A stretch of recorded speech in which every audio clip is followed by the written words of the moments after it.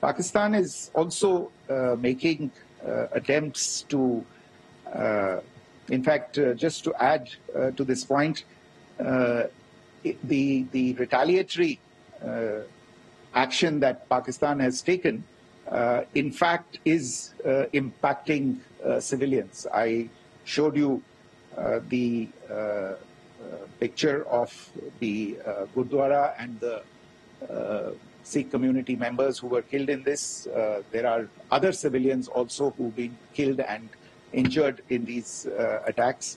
In fact, since yesterday morning, a total of 16 civilians have been killed and 59 others have been injured in the attacks by Pakistan.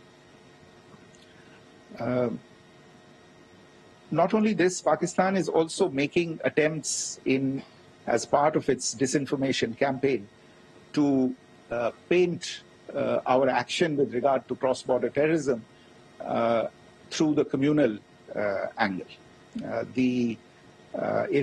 If that is the issue, then I think I can do no better than to cite or point you in the direction of the Pakistan Army Chief's speech of 16 April 2025. I think that is the last word in communal rhetoric. And in the Pahalgam attack itself, you are aware of the kind of religious profiling that was done there. And perhaps there is a linkage between these two events. I can only say that these nefarious designs will not be allowed to succeed in India. And it is to be noted that people from all faiths, all religions, all regions in India have unequivocally, not just in India but around the world, have condemned these attacks. The Pakistani claims of now responding to India's strikes of the 7th of May. As I said right at the outset, it is India which is responding. The original escalation was by Pakistan on the 22nd of April. We are the ones who are responding to that escalation with the action that was taken yesterday morning. And again, I would like to emphasize that the action was restrained. It was directed towards non-civilian, non-military targets and confined to terrorist camps. And again, as we have been saying since yesterday, any further action by Pakistan, some of which we are seeing today, is nothing but escalation by Pakistan now, once again, and will be responded to and is being responded to appropriately. One point that I wanted to also address was the allegations to the targeting of a dam, the Neelam Jhelum project in Pakistan-occupied Kashmir. I want to say that this is an absolute and complete fabrication and a blatant lie. India has targeted only and only terrorist infrastructure, and the details of that terrorist infrastructure, together with the locations, were shared with you yesterday by Colonel Qureshi and Wing Commander Singh. I should note that if this kind of a claim is a pretext for targeting Indian infrastructure of a similar nature, Pakistan will be entirely responsible for the consequences that will undoubtedly follow.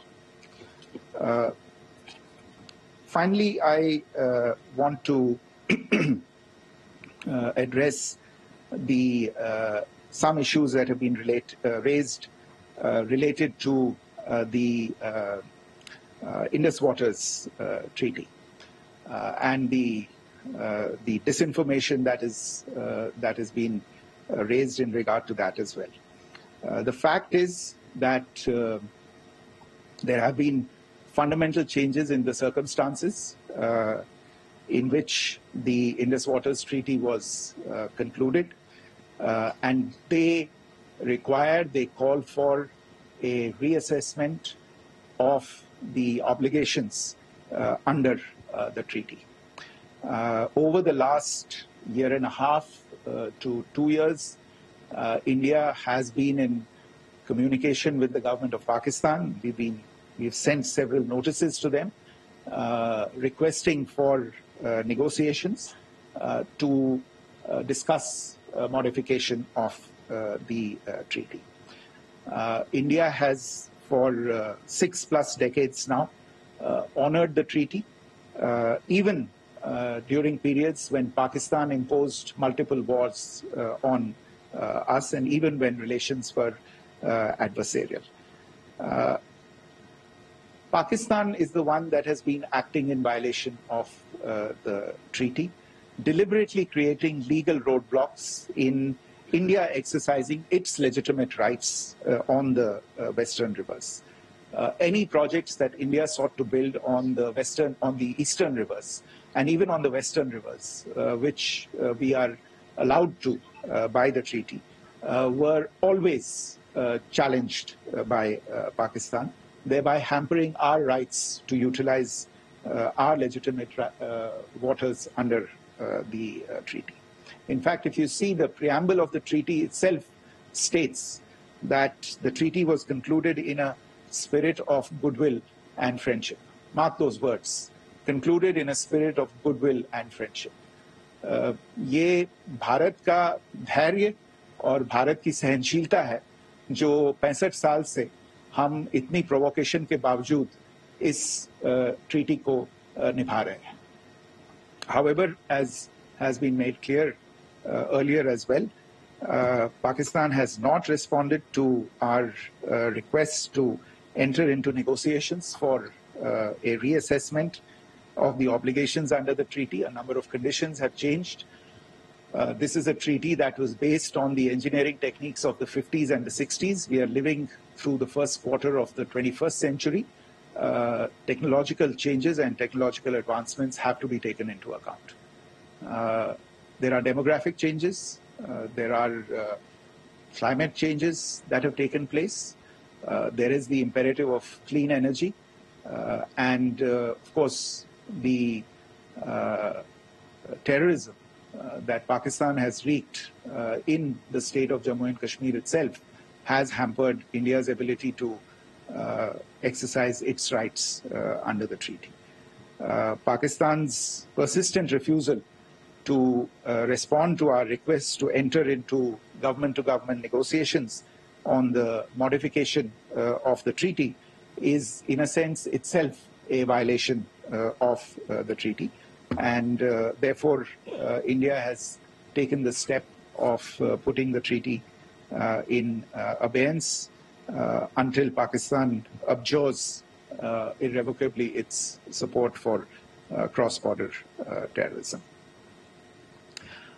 Maybe I'll stop there. I mentioned earlier yesterday as well that this is an evolving situation. I would therefore ask all of you to be considerate and restrained. It will not be possible for us or my colleagues from the armed forces to share operational details at this point in time. Beyond that, if you have any questions, may I have time for only a few, and I'll try to answer those questions. Okay, I give the floor to Rishabh.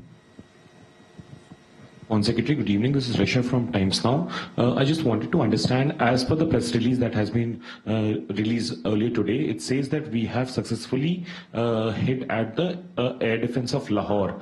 Does it give our forces a better chances if in case of further escalation? And are there other air defense places as well at strategic location that were targeted?